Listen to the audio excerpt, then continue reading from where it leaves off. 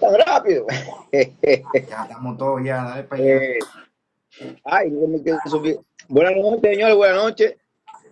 Buena. Buenas Buenas. Hoy comenzamos con Lucy. Búscame la memoria, que está arriba. Se me ha perdido. Perdón. Miren, hoy comenzamos con el capítulo 12 de Génesis. Hoy comenzamos.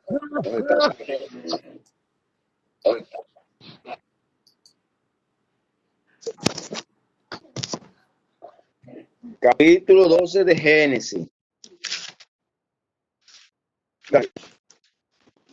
Pero,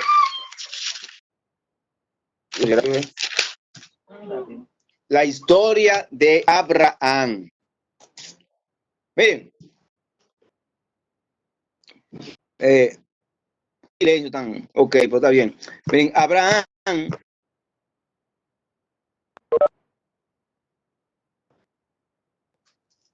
antes de hablar de la Torre de Babel, al final la Torre de Babel va a decir que Dios desparramó a la humanidad, y de ese desparramiento,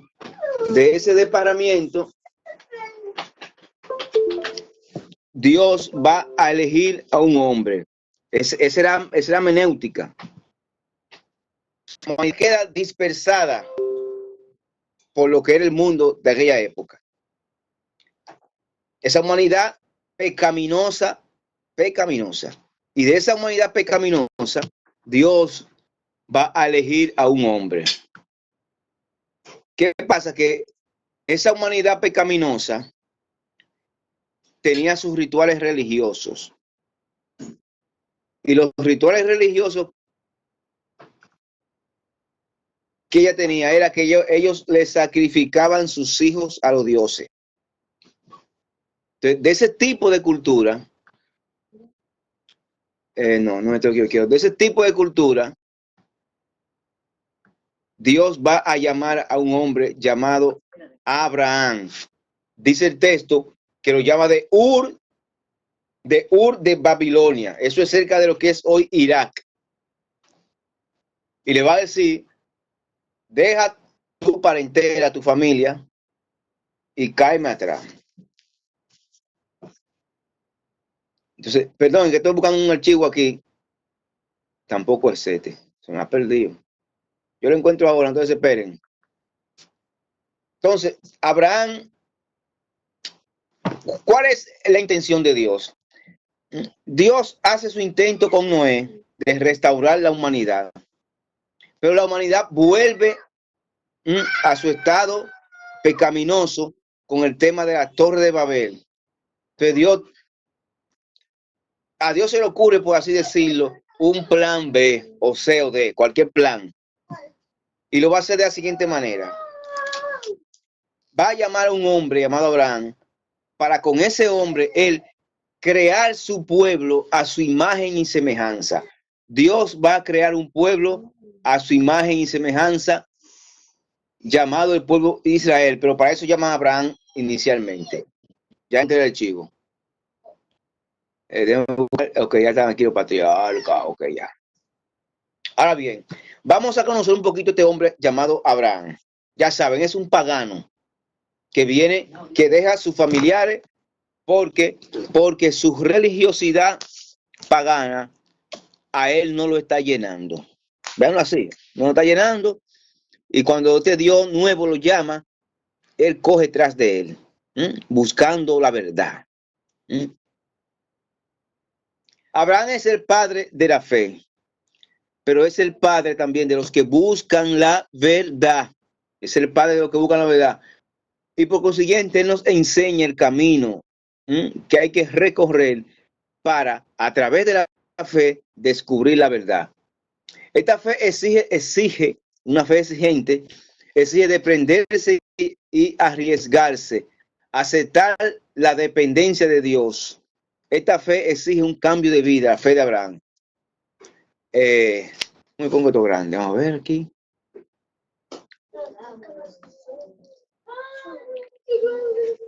Abraham busca a Dios porque lo quiere conocer, quiere ver su rostro. Y solo puede ver el rostro de Dios tomando el camino de la fe, como lo tomó Abraham. Ahora bien, ¿cómo se inicia? ¿Cómo se inicia ese camino de fe de Abraham?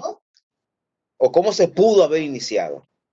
Y aquí pongan atención para que se identifiquen con él. Se inició como un saber astrológico, una pregunta. Como un saber astrológico errado.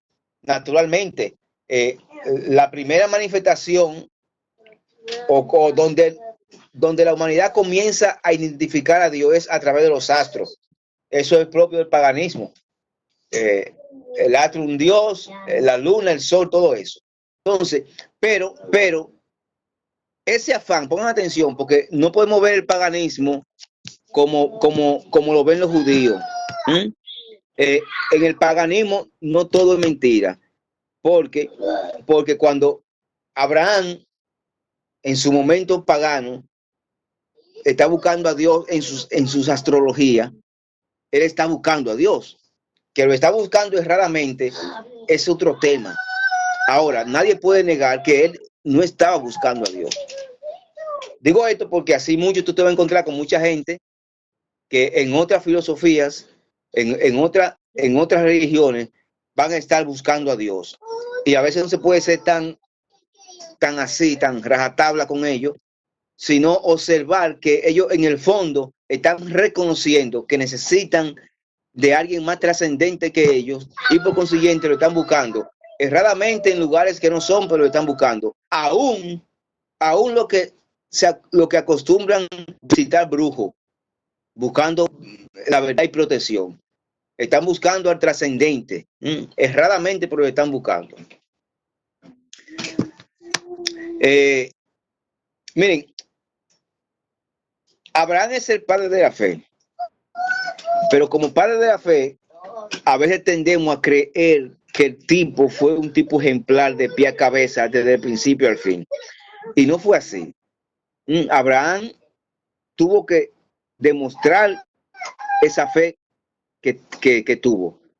Y para demostrarlo, antes de ver las pruebas a las cuales fue sometido Abraham, vamos a presentarle a ustedes algo muy importante, pero muy, muy importante, que es lo que significa la fe. Digo muy importante porque para mucha gente es la certeza de lo que no se ve. Y como que lo dicen muy bonito, pero no saben lo que están diciendo. ¿Qué es? Y aquí pongamos atención, ¿qué es la fe? El padre de la fe, Abraham, ¿qué es la fe? La fe es creerle a Dios aunque usted no entienda la palabra de Dios. Cuando Dios habla, Él siempre da una orden. Y usted obedece a Dios aunque usted no entienda la orden. Eso es la fe. Obedecer sin entender. ¿Y cómo se da esta dinámica de obedecer sin entender? Qué bueno que tú dices eso. Es bueno eso. Sí. Recuerde Después que te las explico. preguntas es al final, ¿ok? Bien. No, ensalzando eso que dice él. Yo no lo dije por ti, Josué, yo lo estoy diciendo en general. Excusa. Sí. Ok, hasta ahí la introducción. A ver, no es que se ha enseñado y que creo, hermano, y sucederá. No. Eso es emocionalismo, sentimentalismo. La fe es obedecer a Dios aunque usted no entienda la voluntad de Dios. Ahora, ¿lo quiere entender? Te lo explico. Cuando usted va al médico, que tiene un dolor aquí, por ahí adentro, y va al médico, ¿qué es lo que acontece en tu interior cuando tú vas al médico con un problema de salud? O que en el fondo, en tu ser, aunque tú no lo pienses mucho, pero en tu ser, tú reconoces que tú no sabes nada de medicina y al mismo tiempo tú reconoces que el médico es un doctor en medicina. Por consiguiente, usted va al consultorio y se sienta frente al médico. Y el médico coge un lapicero y un recetario médico, y después de todo análisis y todo lo que ha hecho, y plasma su palabra, el médico, en un recetario médico, y te lo pasa, y te dice, beba eso tal día. El recetario, tú ni entiendes la letra del médico, pero tampoco entiendes cómo funciona la molécula que él te está recetando. Mas, sin embargo, tú procedes a tomarte tu medicamento religiosamente, aunque tú no entiendas cómo funciona el medicamento, ni qué significa la letra, el garabato que hizo el médico a él. De modo que en ti se da una fe en el médico, y cuya fe en ese médico está sobre una base llamada reconocimiento propio de tu ignorancia y reconocimiento propio de que el médico es un doctor en medicina. Solo la idea a Dios. La fe en Dios se da sobre una base. ¿Cuál base? Tú estás frente a Dios y tú te reconoces que tú no sabes nada y que Dios lo sabe todo. Tú te reconoces que no tienes fuerza y que Dios es el poderoso. Y así con cada una de las características que tú no tienes, tú reconoces que Dios la tiene. Pero vamos a quedarnos con la inteligencia. Dios es el sabio y tú eres el ignorante. Cuando tú vas con esa disposición de que tú no sabes nada, que Dios sabe todo, entonces cada vez que Dios emite una palabra, para ti se vuelve una orden que tú obedeces, aunque tú no la entiendas, porque en el fondo tú reconoces que tú no sabes nada y quien lo sabe todo es Dios. Esto fue lo que pasó con Abraham. Dios le pide su hijo. ¿Y quién entiende? ¿Quién entiende que un Dios le pida a uno que cocine a su hijo en un caldero, en una brasa de leña? Eso no se entiende. Mas, sin embargo, Abraham procedió a obedecer a Dios, aunque no entendía. Y al final Dios le dice, cuando vas a criar al muchacho, no lo mate. Ahora sé que tiene fe en mí porque me obedeciste. Vamos a buscarlo. Vamos a buscarlo. Para que vean los inventos míos. Vemos, pero todavía no vamos por ahí porque es el 21 y fue hasta el 20. Sí, pero yo te Como estoy para hablando adelantar un chin. ¿Tú quieres adelantar un chin? No, te estoy hablando del personaje. Ah, ok. Del punto, del momento cumbre del personaje para venir ella para acá, ¿viste? Ah, ok. Porque, para explicártelo bien, Abraham en Gebar, nacimiento de Isaac, expulsión de Ismael. 21.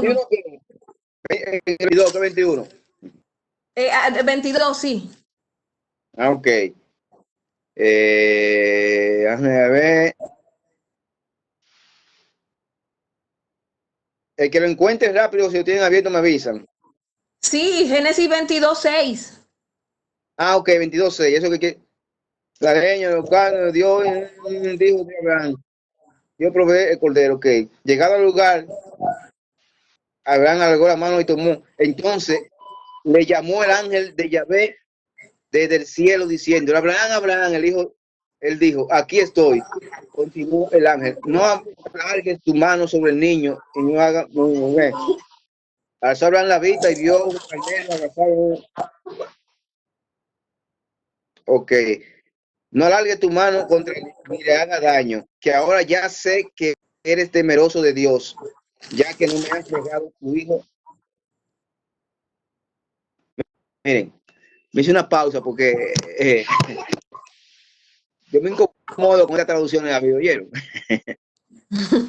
Yo me incomodo porque aquí dice que es temeroso de Dios, cosa más difícil. El texto es, ahora sé, lo que pasa es que temeroso de Dios significa que obedece a Dios. Ahora sé que obedece a Dios porque no me ha negado a tu hijo. Y en esa obediencia, Dios le reconoce la fe a Abraham. Por consiguiente, obedecer es, tener fe es obedecer sin entender. Por eso San Pablo va a decir, la fe es la convicción de lo que no se ve. Y en el lenguaje bíblico, ver significa entender. ¿Me siguen? En el lenguaje bíblico, ver significa entender. La convicción de lo que no se ve, de lo que no se entiende. Eso es la fe. Es lo mismo de Abraham, es obedecer sin entender, la convicción de lo que no se entiende, es lo mismo en diferentes lenguajes. De modo que ese es Abraham. Entonces, del principio al fin, ahora en un momento.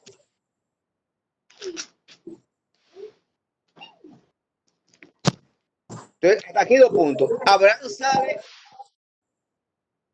en la Torre de Babel, Dios desparrama a la humanidad. Y de ese desparramiento, Dios elige un hombre, ven tú, pan, y lo llama. Y comienza con él a formarlo a él primero, y con él formar luego un pueblo. En el capítulo 12, verso 10, vayan ahí.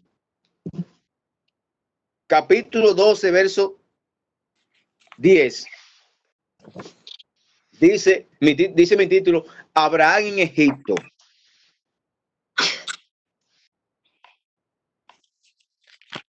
Hubo hambre en el país y Abraham bajó a Egipto a pasar allí una temporada, pues el hambre abrumaba al país.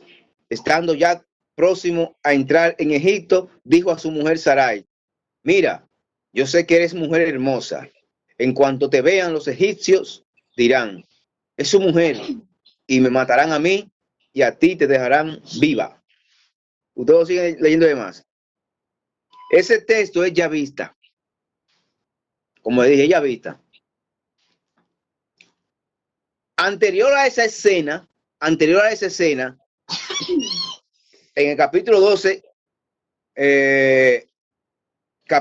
verso 3, bendeciré a quienes te bendigan y maldeciré a quienes te maldigan. Por ti se bendecirán todos los linajes de la tierra. Dice aquí, de ti haré una gran nación. Miren, la promesa es que le hace en el capítulo 12, 1, 2, 3, 4, 5 en adelante, lo llama y le dice, y le hace una promesa. ¿Qué significa que le hace una promesa? La promesa es, porque la promesa es lo que permite al hombre, en este caso Abraham, comenzar a forjarse una esperanza. Y cuando Dios le promete a Abraham, le dice, de ti haré una nación grande y te bendeciré. Lo que Dios le está diciendo a Abraham es que aunque tú seas un viejo, tú vas a tener hijos. O sea, le está prometiendo descendencia numerosa. Pero en el lenguaje bíblico, lo que Dios le está prometiendo a Abraham, más que hijo numeroso, es hacerlo eterno. Porque para el pueblo semita y el pueblo hebreo de esa época y para Abraham, el hombre se hacía eterno en la descendencia. Recuerden, siempre se lo he dicho, esta gente no cree en vida después de la muerte. Para ellos la única vida que hay es esta, la historia. Por consiguiente, es esta vida la que tiene que ser larga. Y esta vida se alarga o se proyecta hacia la eternidad a través de la descendencia. Usted tiene un hijo y usted se hace eterno. Tiene un nieto y sigue eterno. Y tiene un pueblo que descendido de usted está vivo, no está muerto, aunque esté 7 pies bajo tierra. Por consiguiente, cuando Dios en el verso 2 del capítulo 12 le promete un linaje numeroso, le está prometiendo la eternidad. Y en base a una promesa de eternidad, en Abraham comienza a nacer la esperanza, porque así que nace la esperanza. Así que nace la esperanza. Ve con tu mamá, ¿ves? Sí, pues ponlo a cargar, ven. Marian, ve, ayúdame con el niño. Ve con Marian. Déjame tomar agua. Ahora bien, ¿qué pasa?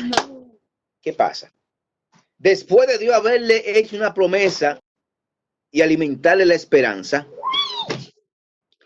a Abraham le toca pasar por Egipto y esa se convierte en su primera prueba existencial. Un día antes Dios le ha hecho una promesa, un día o días antes, de un linaje numeroso. Pero cuando le toca pasar por Egipto con la esposa, el hombre comienza a armar su plan él y se olvida de la esperanza que Dios ha puesto en su corazón a través de la promesa. Y en vez de acudir a preguntarle a Yahvé, ¿qué hago? No, él arma toda una estratagema junto con la esposa para él salvarse el pellejo, porque él no tiene. Y dicho sea de paso, son unos temores fundados, no son infundados. O sea, él no tiene hijo todavía. Y su vida de verdad iba a correr peligro porque lo iban a matar.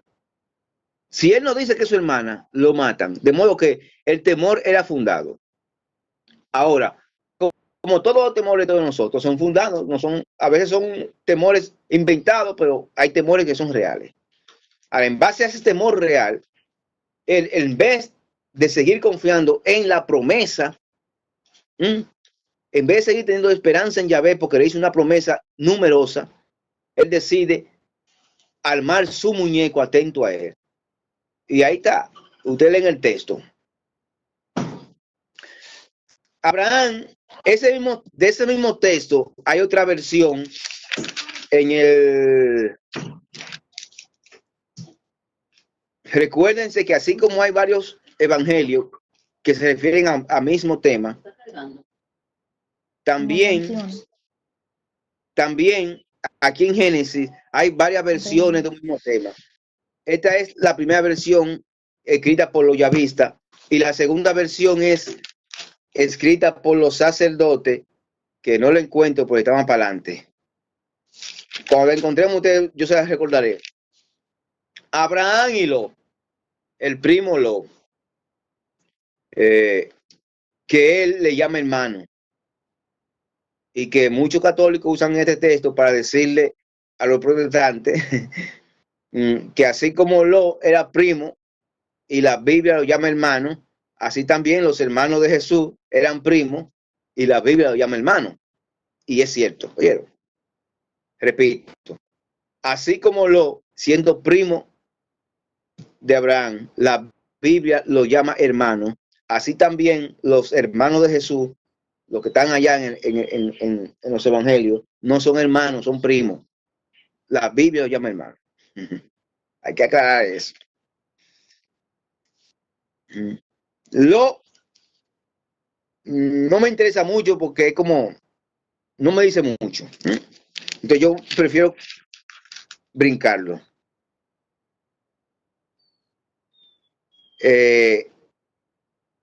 Melquisedec. Yo decía en estos días que ese es uno de los textos que te dice a ti, que Dios tenía como su plan desde siempre. Y porque así él lo tiene. O sea, porque ¿de dónde viene esto de que un sacerdote del Altísimo ofrenda pan tipo eucarístico cuando la Eucaristía ni cerca estaba? Pero ahí es una cosa de Dios.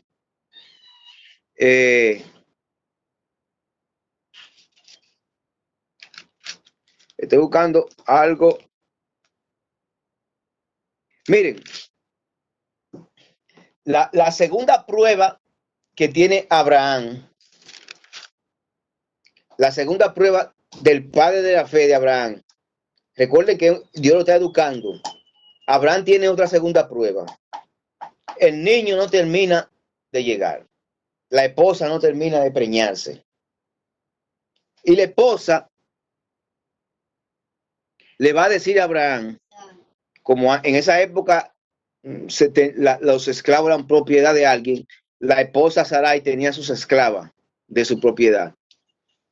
Y como Dios no termina de mandar muchachos, la promesa no termina de llegar, a la esposa Sarai le dice a Abraham, mira, ya que el Dios que tú me estás enseñando a mí, de que te hizo una promesa de darte un hijo, no te lo termina de dar, porque tú quizás puedes preñar como hombre, pero yo estoy muy vieja para salir preñar. Entonces, coge la esclava que tengo, vive con ella para que ella te dé un hijo. y así la promesa se convierta, se haga realidad. Bueno, Abraham macho al fin, ni tonto ni perezoso, hombre al fin, accede y vive con la esposa. Esto también se conoce como la segunda prueba en la fe de Abraham. Si ya Dios te ha hecho una prueba, te ha dado una esperanza, una promesa para alimentar tu esperanza, no te desesperes. Abraham y la esposa se desesperaron y no esperaron, como decían por ahí, el tiempo de Dios. No esperan el tiempo de Dios y accede y terminan teniendo un muchacho que, si bien es cierto, el linaje de ese muchacho es numeroso, pero es un linaje problemático, que son esos árabes. Ismael, el hijo de Abraham con la esclava, es el padre de los musulmanes, de los árabes. Y si bien es cierto que ellos creen, por así decirlo, en el mismo Dios nuestro, le llaman Alá, pero esa gente han sido problemáticos toda la vida. Y ese problema lo armó Sarai y Abraham. Entonces, procuremos nosotros, si estamos esperando promesa de Dios, no adelantarnos en el tiempo y en el espacio. Porque también pasó con Adán y con Eva. O sea, el plan de Dios era llevarlo a ser ellos hijos de Dios y por consiguiente ellos iban a ser dioses también. Porque el que es hijo de Dios también es Dios, se hace Dios. Porque Cristo es hijo de Dios y es Dios. Pero ellos se desesperaron, incitados por la culebra, y quisieron ser dioses antes de tiempo. La culebra dice, es que si come la fruta van a ser como dioses.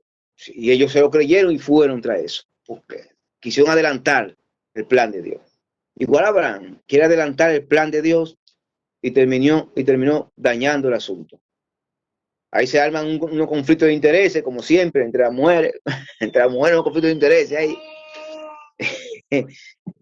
Con el tiempo, Sarai y la esclava comienzan a pelear y se ponen enemigas y Sarai bota a la esclava para afuera y con todo el muchacho. Pero como Dios le ha hecho una promesa a Abraham, tiene que ser fiel a Abraham. Aunque ese muchacho no es el plan de Dios, pero es hijo de ese hombre que era elegido. Entonces, nada, protege a esa criatura para que esa criatura también tenga un linaje numeroso. De modo que Abraham está vivo por los judíos y está vivo por los árabes. De lado y lado, están vivos, porque sus herederos están vivos. Para el pueblo, cuando está formando, que ya ha hecho el templo y está formando esa religiosidad, para el pueblo demostrarle, no, para los sacerdotes demostrarle al pueblo, que el tema de la circuncisión no es un invento de ellos allá cuando están haciendo el templo, sino que viene más de lejos. Dios también instruye a Abraham con el tema, instruye al pueblo diciéndole que el tema de la circuncisión fue una orden dada a Abraham, no un invento allá en época de la realeza, sino que la promesa, la orden se le dio a Abraham de que a los 8 días hay que circuncidar a cada muchacho. Y el tema de la circuncisión es un hecho en el judaísmo y en el islamismo. Ambas religiones circuncidan. El cristianismo no circuncida. De hecho, el bautismo cristiano, católico, es la unificación de dos doctrinas judías, o no, de dos hechos judíos. El paso del Mar Rojo y la circuncisión. El Mar Rojo te libera de la esclavitud y la circuncisión te hacía miembro de un pueblo. El bautismo te libera de la esclavitud del pecado y te hace hijo de Dios. Por consiguiente, también miembro de un pueblo. De modo que el bautismo viene siendo como la unificación de estos dos eventos, el paso del mar y la circuncisión. Como ustedes comprenderán, yo no voy a empezar a hablar verso por verso aquí, porque si no, tengo que ir por tema. La teofonía en Mambré. ¿Qué es teofonía? Teofonía es la manifestación de Dios, Dios que se revela. Teofanía, sí. Se aparece. ¿Perdón? Teofanía. Ok, teofanía. Ajá. Dios se revela. Y se revela allá en Mambré. Usted me hace una pregunta final, ¿oyeron? Fue Abraham, vamos a ver, se apareció Yahvé en la encima de Mambré, estando él sentado a la puerta de la tienda. Pónganme aquí una atención, miren. Yo decía en la primera clase que la tradición yavista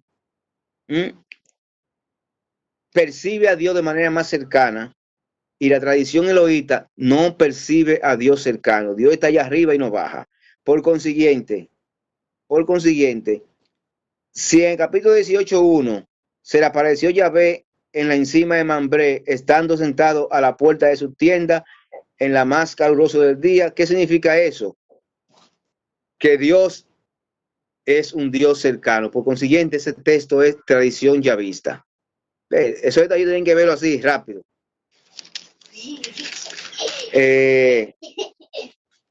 La intercesión de Abraham es un tema importantísimo, porque entre nosotros se da intercesión. Entonces vamos a entender esto para que ustedes entiendan la intercesión. A ver cómo yo saco de abajo para explicarse. Esto es un misterio grandísimo. Miren. Abraham aquí se vuelve un regateador intercediendo por Sodoma y Gomorra. Si hay 50 justos, tú perdonas al pueblo entero. Sí, a ver, sí, si tú encuentras 50 justos, yo perdono al pueblo entero. Y si son 40, si encuentras 40 justos, yo perdono al pueblo entero. Y así va Abraham regateando y bajando, hasta llegar como a 5, me parece. Y si aparecen 5, bueno, si tú osas encontrar 5, por esos 5 yo perdono al pueblo entero. Miren, hay un dicho por ahí que se dice, pagan justo por pecadores. En este caso, la intención de Dios es al revés. Se van a salvar los pecadores por lo justo. Se van a salvar los pecadores por lo... Y amarren eso ahí. ¿Qué es el intercesor? Miren. En primer lugar, quien desea en primera instancia es Dios salvar al hombre. Dios está allá arriba en la eternidad. Y Dios desea, pongan atención a lo que voy a decir. Y Dios desea salvar a Pedro, que está corrompido por ahí.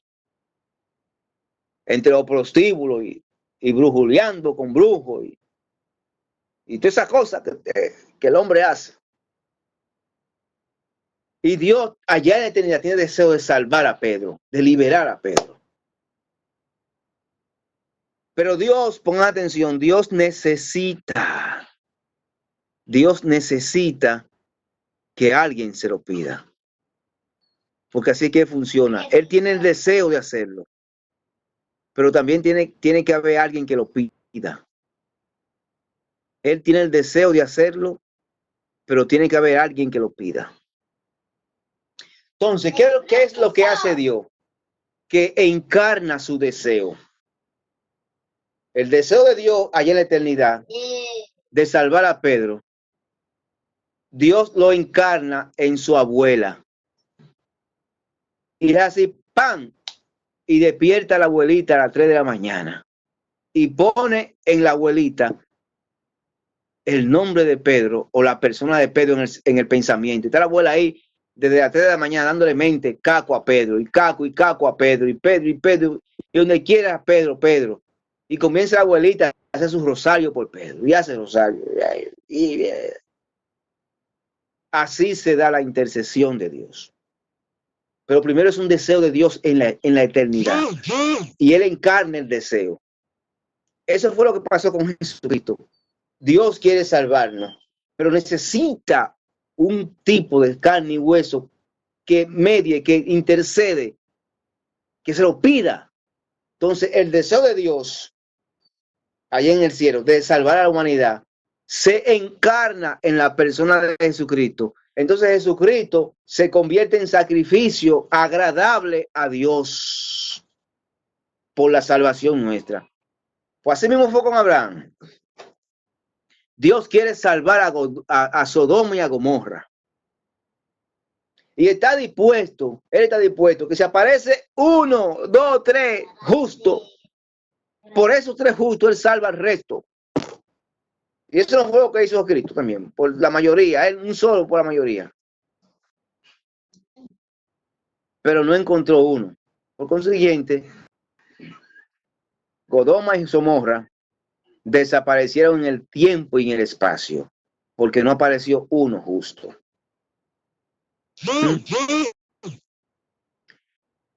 Y con esto le digo, el día que a ustedes se les mete en la cabeza un evento o alguien, comiencen a interceder, porque eso es Dios encarnando el deseo que Él tiene en la eternidad y lo encarna en ti.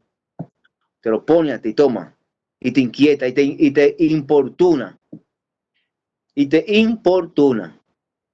Miren, testimonio. Ahí están aquí mis hijos, como digo el pasito. El Raúl que ustedes están viendo, solterón, y ganando mucho cuarto como vendedor, en la época de soltero, yo engatusé a muchas, digo, no, 2 o 3, ni tanto y tampoco, engatusé a muchas, vendiéndole pajaritos en el aire,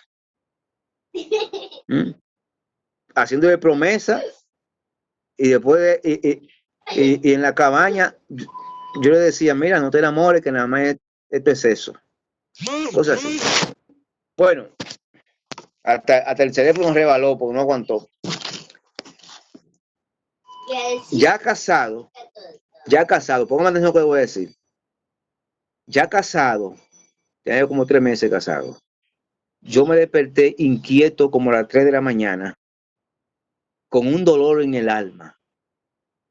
Y yo estaba sintiendo toda la frustración y todo el dolor que yo había ocasionado a 2 o 3 mujeres por ahí que yo la conozco bien, porque le vendí pajaritos en el aire.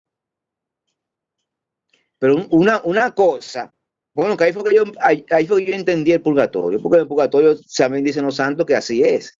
Tú sientes todo el dolor que tú causaste, tú lo sientes en el purgatorio. Y lo sientes en la eternidad. O sea, no lo sientes en el tiempo, en el espacio, lo sientes en la eternidad y es todavía más intenso el dolor. Pues yo entonces sentí todo ese dolor junto de todas esas mujeres. Y a partir de ahí yo tuve que empezar a orar por todas esas mujeres para que Dios las sane y no permita que quizás los maridos que ellas tengan estén pasando de caer porque están casados con una mujer resentida, porque yo le jugué mal. Entonces, yo digo así porque quizás a ustedes le ha pasado, le va a pasar. No esa es mi experiencia, pero Dios le va a poner en su corazón a otras personas para que ustedes oren por esa persona e intercedan así como lo hizo Abraham. Señor, sálvalo. A veces un vecino por ahí que tú ves que está en droga o está lejos y tiene un hijo que está criando, tú puedes, Señor, en atención al hijo, llévalo a su camino. Por el hijo, él quizás no se lo merezca, por el hijo sí, por el hijo. Sálvalo. Y así sucesivamente. Sodoma y Gomorra. Aparentemente, Sodoma y Gomorra fue un evento histórico, así como lo fue, por ejemplo, el diluvio. ¿Verdad? Que no, miren, el que no hable del diluvio, déjeme decir rápido el diluvio. Ustedes han escuchado en historia de la civilización de Mesopotamia el río Tigris y Éufrates. Esa primera población vivían en torno a los dos ríos. Y aparentemente hay un hecho histórico muy viejo que cayó un tremendo aguacero de muchos días que barrió con Titri y Mundati de todos esos pueblos que estaban en torno al río Tigris y Éufrates, porque los dos ríos se unieron en uno. Sí, que bajo, mamá. Entonces, el hecho fue histórico y no es una historia de Israel, es una historia de la humanidad. Ahora, Israel toma el hecho histórico, porque también los babilónicos tienen una versión del diluvio, tienen los egipcios una versión del diluvio, y los hebreos van a hacer también sus dos versiones del diluvio, su punto de vista de ese hecho histórico.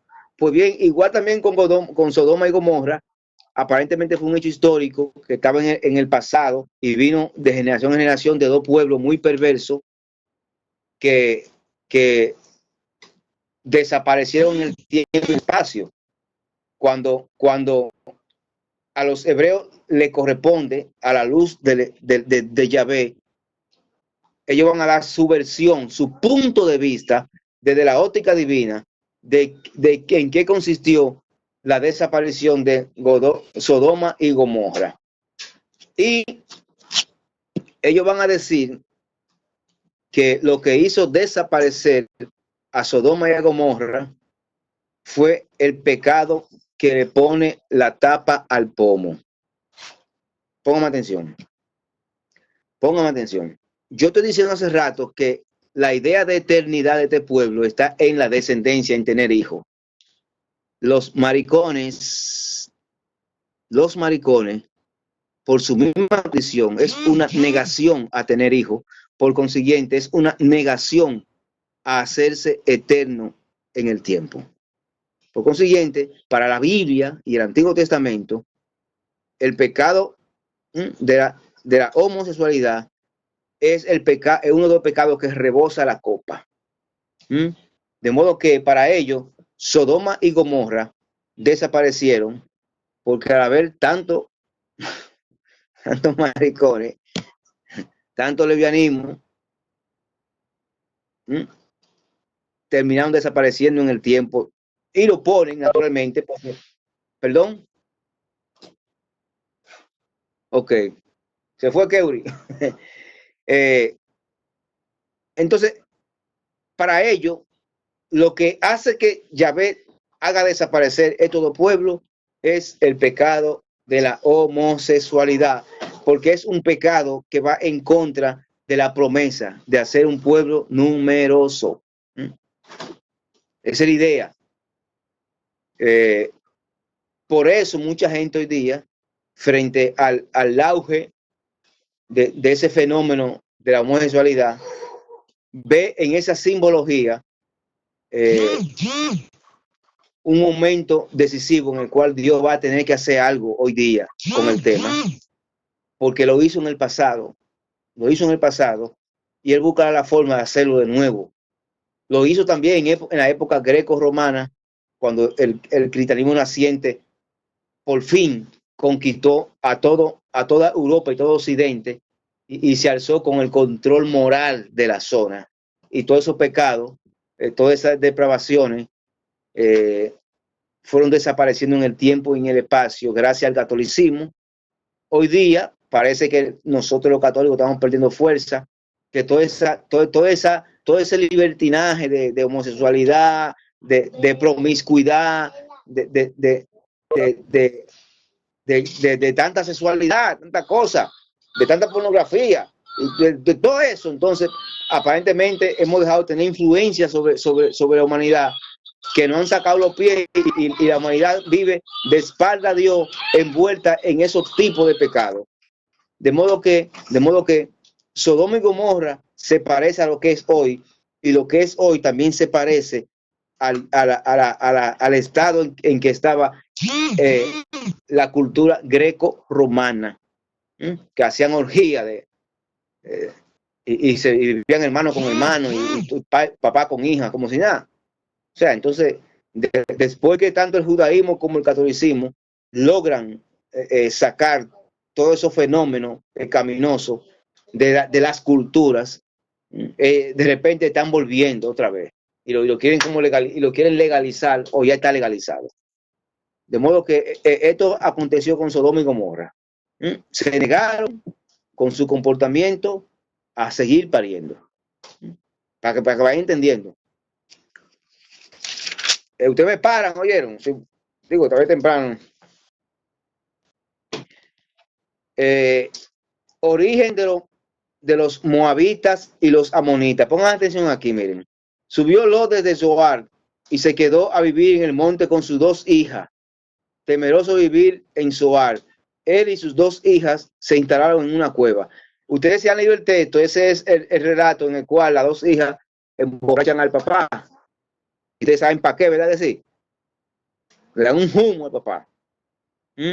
Eso hoy día tiene un nombre. ¿Cómo se llama eso?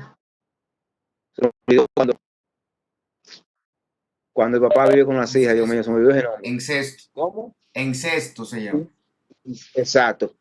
Entonces, ¿qué es lo que está diciendo aquí? Bueno, esos son 2 pueblos que están al sur de Jerusalén, o estaban, los amonitas y los moabitas. Lo que está diciendo es cómo fue el origen de esos pueblos. Esos pueblos nacen de un pecado tan feo como el incesto, y punto. ¿Me siguen? Es posible que quizá en esos 2 pueblitos, por ejemplo, aquí en República Dominicana, creo que por San Francisco de Macorís, hay un pueblito por ahí, no sé, y ustedes que se han escuchado eso en nuestro campo, que todo el mundo son todos primos y todos se casan uno con otro ahí. Entonces, me imagino que quizá en esos 2 pueblos pasaba algo así, que los papás vivían con los hijos como si nada. Entonces, para yo explicar el origen de esos pueblos, te van a ir al pasado, van a revisar el pasado y van a construir la historia y van a decir que este pueblo es así porque su origen fue así. Al lo emborracharon y las hijas vivieron con él. Punto. El capítulo 20, Abraham en Gebar. Esta es la segunda versión de Abraham en Egipto, cuando Abraham, y me gustaría más de tarea, lean el capítulo 20, y lean también el capítulo 10, es 10, déjame ver. Abraham en Egipto, no, capítulo 12, verso 10, Abraham en Egipto y Abraham en Gebar, son el mismo relato de diferentes versiones. Léanlo para que ustedes vean que en uno el rey termina acostándose con la esposa de Abraham y en el otro no. ¿Entiendes? Entonces en uno Abraham es un mentiroso, pero en el otro van a decir, no, él no habló mentira, porque la esposa de él, creo que aquí en el 20, es que lo dice, la esposa de él, aparte de ser esposa, también era su hermana. Es que tengo unos hijos aquí. Entonces, léanlo y hagan sus comparaciones entre los 2 relatos, para que ustedes lo entiendan. Yo expliqué hace mucho tiempo, el segundo relato me parece que es el del 20. Déjame leerlo, espérate. Abraham se trasladó de allí al país de Negev y estableció en Gadé su vivienda. Hermana, ok. Estoy buscando algún término que me diga de qué tradición es. Ok, ya me acordé. En este relato del 20, un ángel del Señor visita al rey en sueño. Ya eso me dice a mí que el relato no es yavita, es eloísta. ¿Por qué? Bueno, porque el yavista acerca a Dios. Dios lo pone como humano.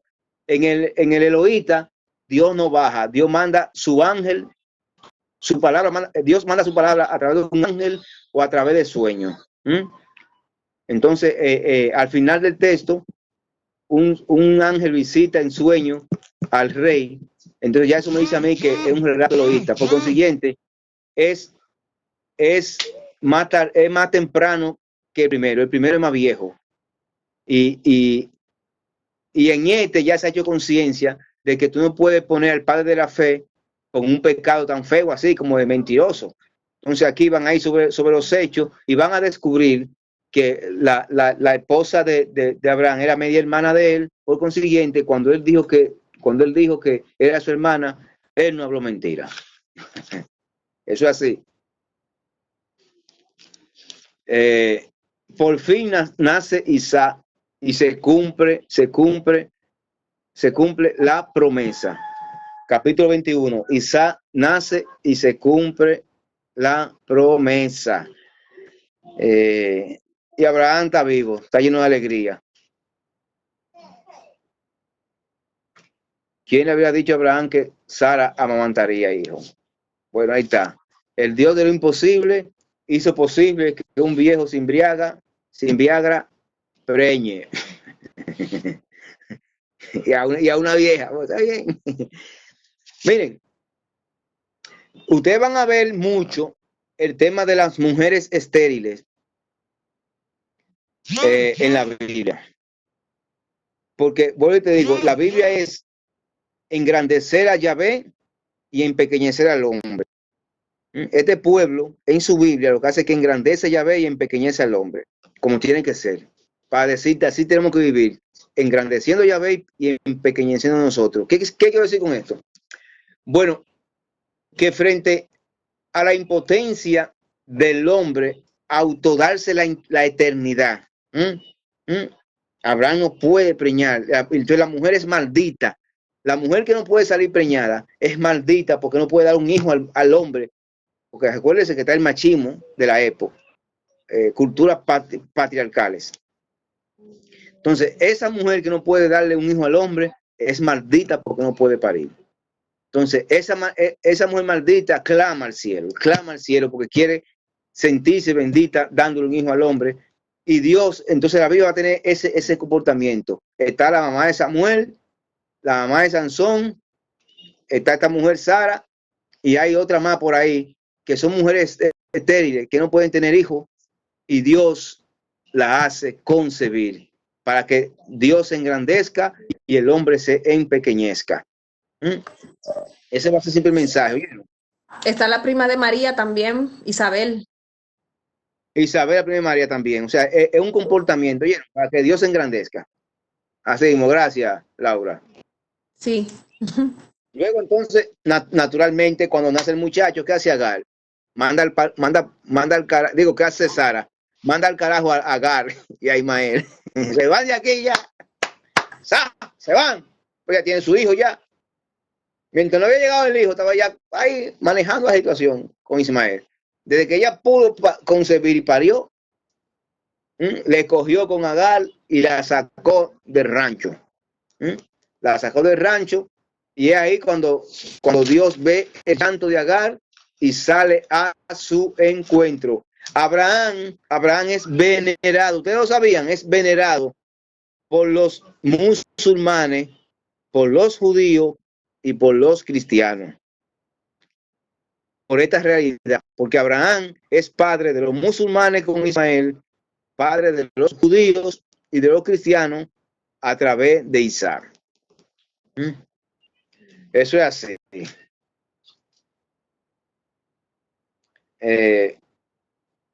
Vámonos al capítulo 22, al sacrificio de Isaac.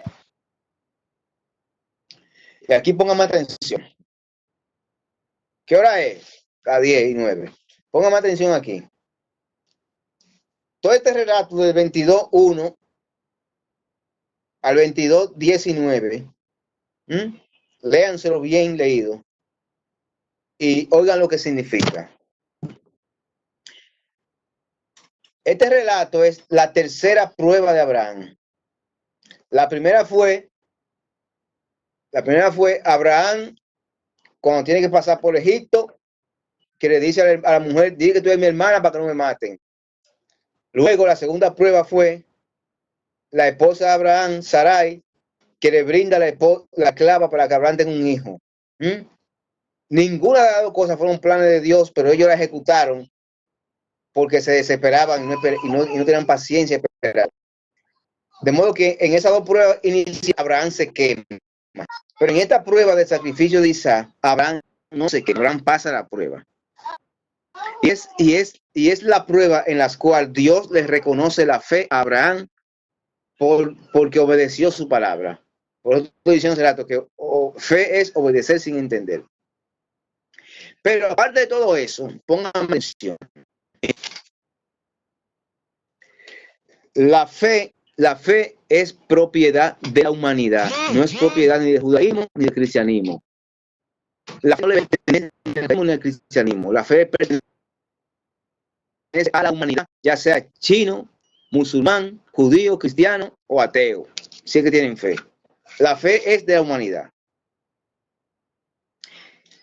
Y todos los pueblos que construyen sus religiones van a construir rituales para en ese ritual vivir su fe. La fe se vive en un ritual, o mejor dicho, la fe se vive a través de un ritual.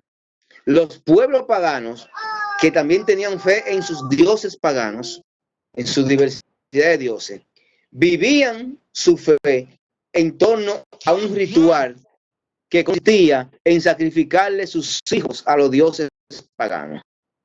La lluvia, de repente no lloviendo, se me está dañando la cosecha, manda a buscar más chiquito de la casa, hay que sacrificárselo al dios Moloch para que mande lluvia. Ese era su ritual, y en torno a esos rituales vivían su fe.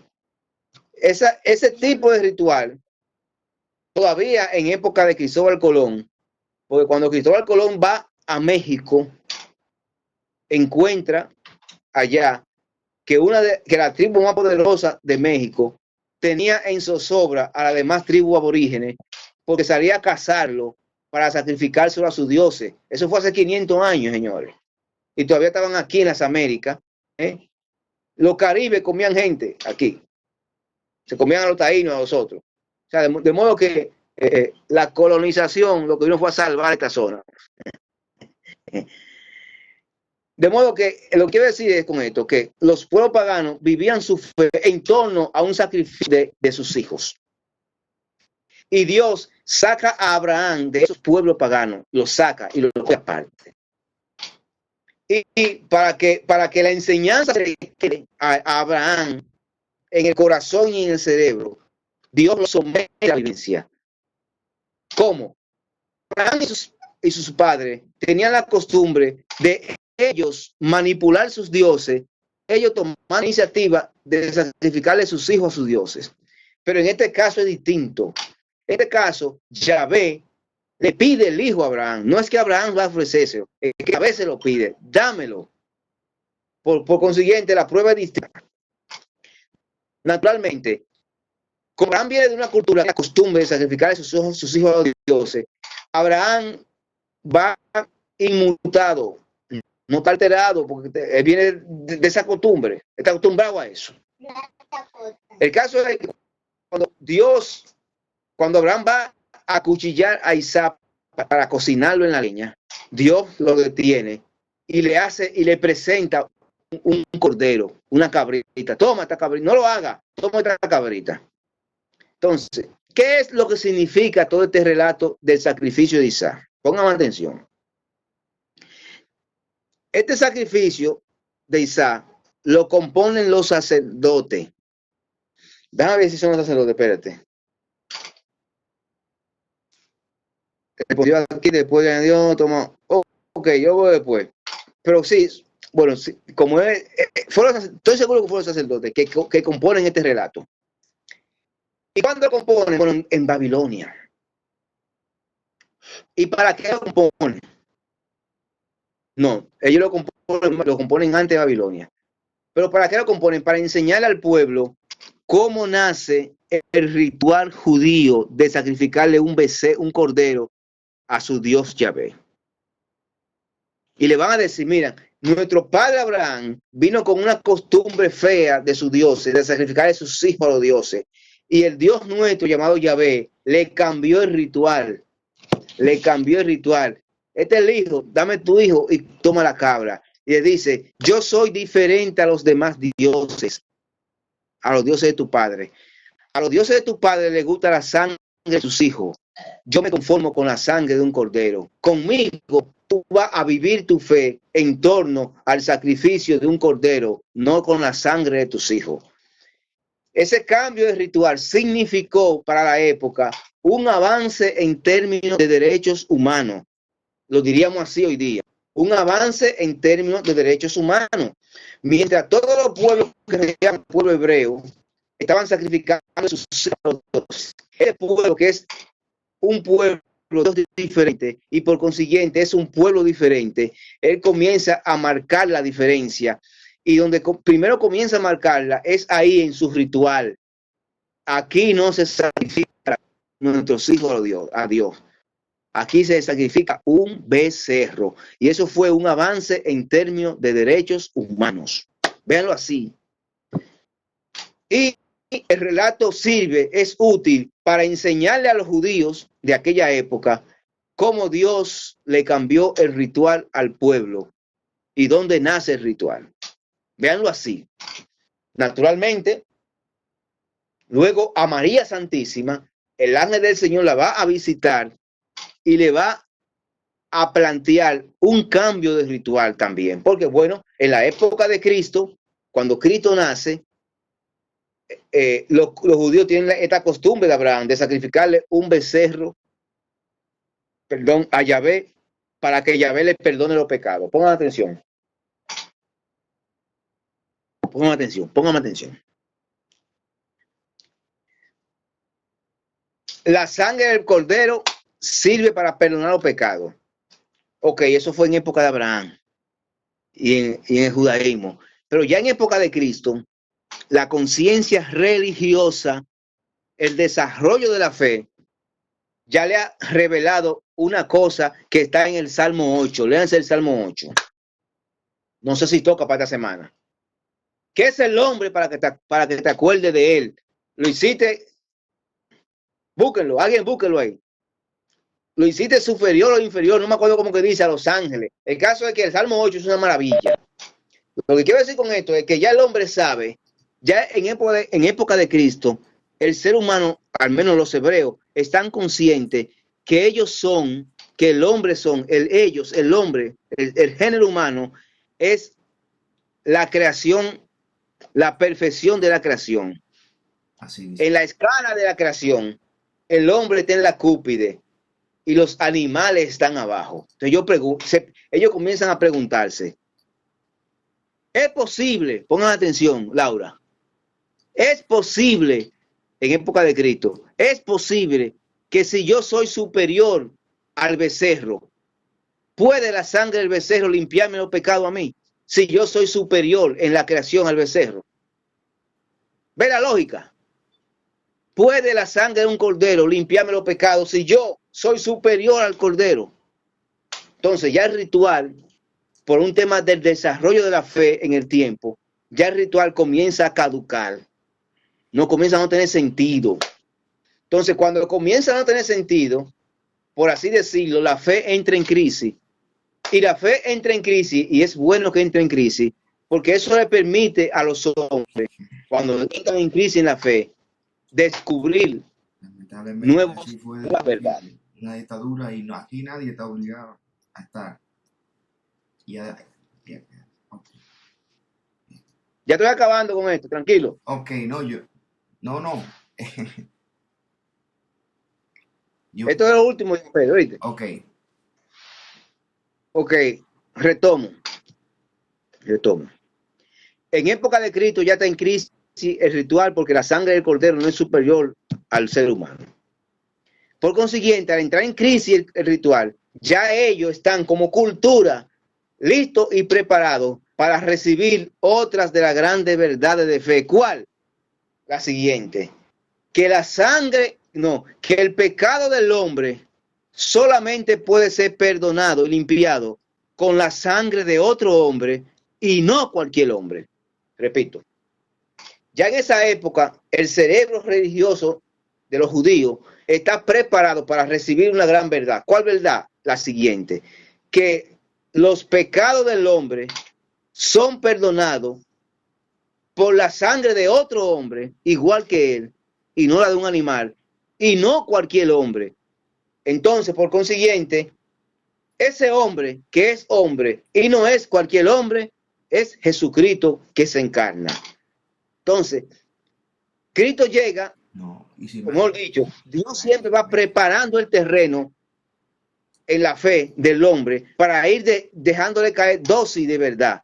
Esta dosis ahora. De modo que en época, Cristo llegó en el momento oportuno, cuando el cerebro del ser humano ya estaba, el ser humano de la zona, de esa época, ya estaba en capacidad de desprenderse de un ritual arcaico que fue útil en su momento y acoger un ritual único y definitivo, que la sangre, que los pecados del hombre solamente son perdonados por un hombre igual que él y no cualquier hombre. Entonces Jesucristo es Dios que se hace hombre. Pero al mismo tiempo, y aquí pongan más atención también, que esto que voy a decir muy fuerte, y no para que vayan a tirarlo por ahí ligeramente porque es muy peligroso lo que voy a decir. Ya en época de Cristo, ya que a María se le ha dicho, mira, cuando digo que se ha dicho, es tratando de traducir al dominicano, ¿no? Porque no está escrito así.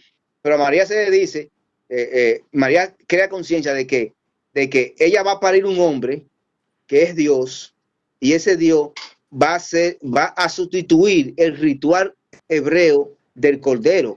Entonces Cristo es Dios que se hace hombre y va a sustituir al Cordero y al sumo sacerdote. Cristo sustituye al Cordero y al sumo sacerdote que hace el ritual. Y luego Cristo antes de morirse, se va a reunir con sus discípulos y le va a dejar una encomienda de ese ritual que él está sustituyendo, el Cordero por él va a ser el Cordero, pero que va a ser un ritual que se va a hacer una sola vez y para siempre, pero que tiene que repetirse en la historia. ¿Por qué? Pongan atención. Yo pensé que estaba hablando, pero no. Pero aguántenme un momento, que esto es importantísimo. ¿En qué consistía el ritual hebreo? Todo el pueblo venía al patio del templo y salía el sumo sacerdote al patio del templo y le traían un cordero. Él hacía una oración con el cordero vivo y ponía la mano sobre el cordero y depositaba todos los pecados del pueblo sobre el cordero vivo. Luego degollaba al cordero y vertía la sangre en una batea. Cogía la batea con la sangre y se metía él solo al lugar santo santísimo. Dicen que se metía con una soga, porque si se moría ahí adentro, había que jalarlo porque nadie podía entrar al lugar santo santísimo. De modo que el ritual hebreo comenzaba con el sumo sacerdote colocando los pecados del pueblo sobre el cordero vivo y terminaba cuando el sumo sacerdote salía del lugar santo santísimo, que cuando salía lo esperaban 10 vírgenes, las 10 vírgenes del aceite, 10 vírgenes, y esas 10 vírgenes representaban al pueblo vestida de novia, que se casaban con el sacerdote simbólicamente, que era Dios que salía del lugar santo santísimo, reconciliado con el pueblo. Y ahí terminaba el ritual judío. Cuando Cristo sustituye el ritual judío, Cristo vivo se coloca todos los pecados del género humano encima de él y va y se desangra en la cruz. De modo que la cruz el calvario de la cruz es un ritual que comienza ahí. Cristo cargando los pecados del mundo y desangrándose en la cruz. Cuando Cristo muere, la eternidad baja al Calvario y la eternidad arropa el Calvario y el tiempo se frisa en la eternidad. De modo que la muerte y la resurrección de Cristo es un ritual que todavía acontece, todavía es. Apocalipsis 4, capítulo 4, capítulo 5, uno de los dos, léanlo. El Cordero degollado y puesto de pie delante del trono de Dios. Ese escrito. Lo que Juan vio fue el ritual cristiano que comenzó con la muerte de Cristo y se metió en la eternidad, y ese ritual todavía es. Yo estoy diciendo que en este momento histórico Cristo está desangrado y vivo delante de Dios Padre. Y por ese evento que todavía acontece, es que usted y yo somos perdonados en el 2020. No porque Cristo murió en el 33, sino porque en el 33 el ritual se metió en el cielo y todavía acontece el ritual. Y como el ritual no ha terminado, entonces ese ritual se hace presente aquí en la historia, en la Eucaristía. Eso fue lo que hizo Cristo cuando habló a los 12, antes de ir a someterse al ritual. Miren, voy a cambiar el ritual del cordero a yo que soy el cordero. Pero antes de yo someterme al ritual, yo necesito que ese ritual que yo voy a hacer, que va a ser una vez y para siempre, ustedes lo conmemoren aquí en la Eucaristía. La Eucaristía es hacer presente la muerte y la resurrección de Cristo aquí en la historia. Esa muerte y esa resurrección de Cristo que acontece allá en el cielo delante del Padre. Hay que hablar mucho.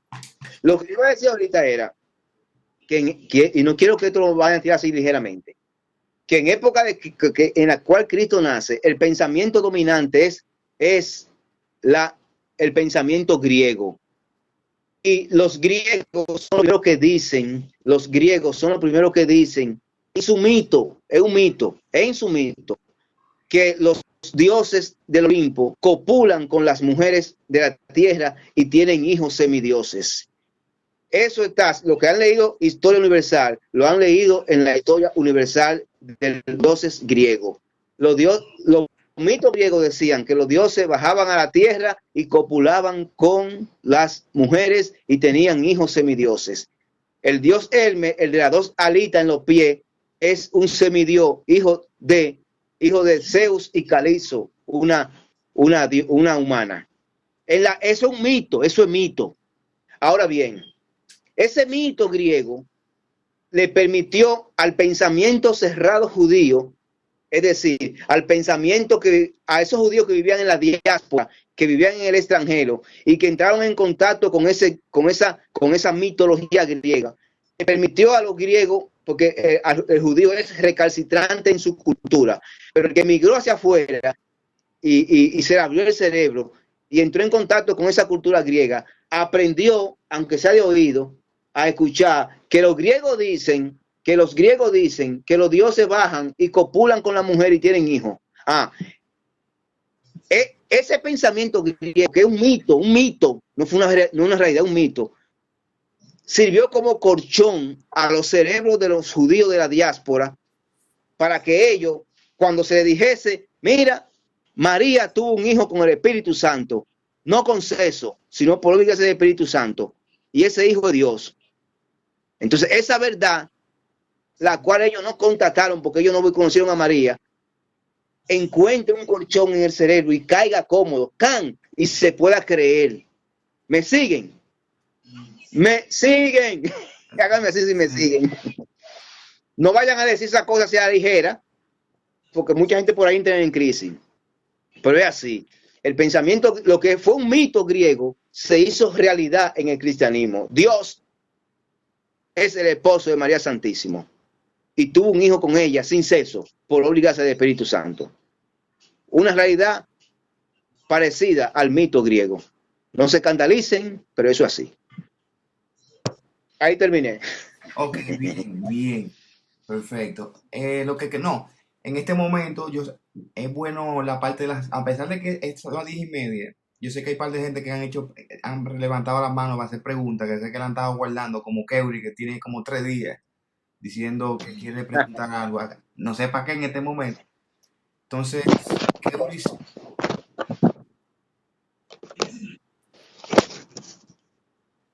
él es el que era antiguamente adventista. También estaba en el grupo para que no se haga tan extenso. Entonces, Estoy por acá y tengo una pregunta muy específica y es en relación a Génesis 18:2.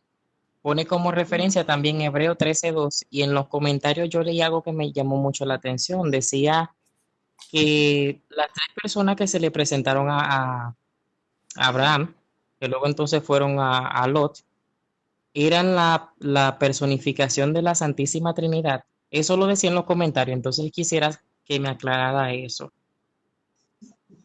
Ok, no, mira lo que pasa. Mira, lo que pasa es que el cristianismo, o sea, los discípulos de Jesús, ya a la luz de Jesucristo resucitado, ellos van a tener que ir sobre todos los textos del Antiguo Testamento para poder entenderlo. Entonces, la iglesia, no solamente la iglesia, sino la tradición de la iglesia, empezando por los discípulos de Jesús, ya van a empezar a ver en estos tres personajes una prefiguración de la Santísima Trinidad. Igual, por ejemplo, cuando Dios está creando el mundo, cuando va a crear al hombre, él habla en plural, hagamos. Pero los judíos decían que Dios era uno. ¿Y por qué habla en plural? Dice hagamos. Entonces, en ese hagamos en plural, también el cristianismo inicial y la doctrina católica va a releer todo eso y va a descubrir que tanto en el hagamos, como en esta manifestación de las tres personas, van a ver entonces la Santísima Trinidad haciendo el mundo junto a Dios Padre y aquí visitando a este personaje de la fe. ¿Me entiendes? Más o menos está conforme ahí con la explicación. Pero entonces sí, o sea, literalmente sí fue una personificación. Lo que pasa es que como yo estoy acostumbrado a siempre ver que la iglesia lo pinta con la imagen de una paloma y todo basado como en el bautismo de Jesús y a Dios Padre con la descripción que le del Apocalipsis y verlo ahora como tres personas, o sea, literalmente. Ok. Lo que pasa es que tú tienes que hacer el ejercicio de entender que el Antiguo Testamento lo escribió los judíos, y el Nuevo lo escribió los cristianos. Entonces, para el judío de esa época, cuando está escribiendo eso, él no está viendo la Santísima Trinidad. Porque de hecho, para el judío de hoy día, el cristianismo es una religión politeísta. Porque ¿qué es lo que es el cristianismo? Un Dios y tres personas. Eso es politeísmo, hermano. Ok, bien, perfecto. ¿Quién más tiene una pregunta? ¿Nadie más? Ok, perfecto. Entonces, nada. Espero que haya estado siguiendo estudiando el catecismo. ¿Nadie tiene pregunta del catecismo? Vamos lejísimo y no hemos hablado nada por aquí. ¿Preguntas? ¿O de los evangelios? Ok, somos... ¿Sí? De los evangelios sí yo tengo una. Ok. ¿Cuál? Pero no la hice, se supone que debía de hacerla la semana pasada, pero era en referencia al libro de Mateo. Decía, déjame ver si puedo ubicarte exactamente dónde fue que lo leí. En el capítulo 2.1. La Biblia menciona que los que fueron a visitar a Jesucristo fueron unos magos, pero en la historia comúnmente o en la tradición se dice que eran reyes magos. Entonces yo quiero saber por qué se hace esa conexión ahí. O sea, no se menciona que eran reyes, sino magos. Vamos a hacer una cosa, mira. A mí me interesa explicar eso bien explicado y yo lo voy a explicar por el grupo de WhatsApp, ¿vieron? Ok, perfecto. Porque mira, esa pregunta es interesantísima. Yo tengo que mucha gente la malinterpreta y te habla disparate esa vaina. Yo te voy a dar una explicación juiciosa y teológica de esa realidad. Oíste, te lo explico mañana por WhatsApp. Ten atento. Excelente. Entonces, nada, les adelanto que a partir de la semana que viene, eso para las personas que quieran del grupo, yo voy a poner unos cuantos ejercicios, como preguntas y cosas así, para que se vayan evaluando.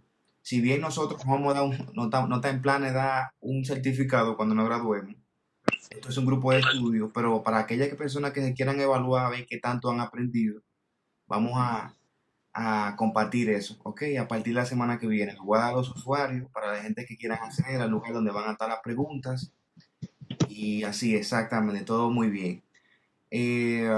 Vamos a ver quién. Vamos a ver.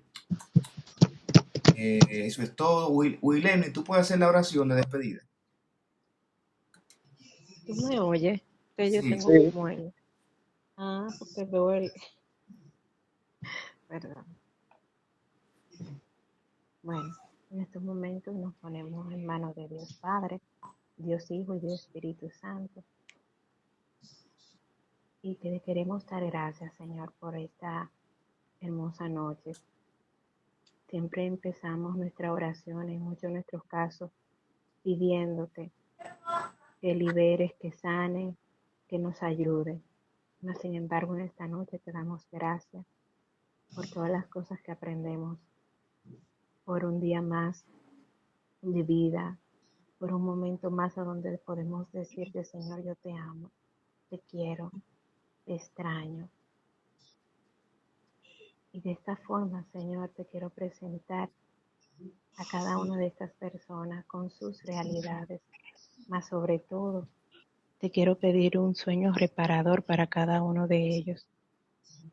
No te puedo dejar de pedir, claro, Señor, que supla de sabiduría, que supla de inteligencia, que supla también, y cómo no pedirte, de la economía. Y te doy gracias, mil gracias, Señor, por todo lo que haces con cada uno de nosotros. Que vives y reina por los siglos de los siglos. Amén. Amén. Amén. Amén. Paz y bien. Santa alegría. Nos vemos. Buenas noches. Buenas noches. Buenas noches. Buenas noches. Buenas noches. Buenas noches. Bye.